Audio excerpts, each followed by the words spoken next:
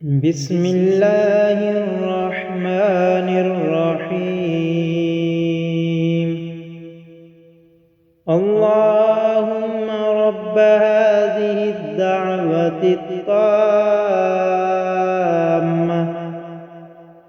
والصلاة القائمة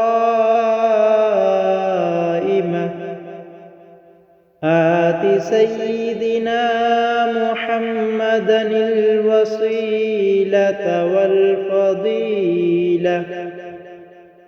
والدرجة الرفيعة وابعثه مقاما محمودا الذي وعدته وارزقنا شفاعته يوم القيامة